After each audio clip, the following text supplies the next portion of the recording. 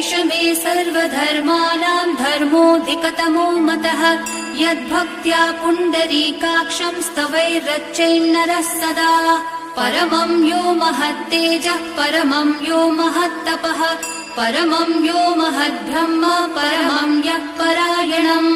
पवित्राणां पवित्रं यो मङ्गलानां च मङ्गलम् दैवतं देवतानां च भूतानां यो व्ययः पिता यतः सर्वाणि भूतानि भवन्त्यादियुगागमे यस्मिन् च प्रलयं यान्ति पुनरेव युगक्षये तस्य लोकप्रधानस्य जगन्नाथस्य भूपते विष्णोर्नाम सहस्रं मे शृणु पापभयापहम्।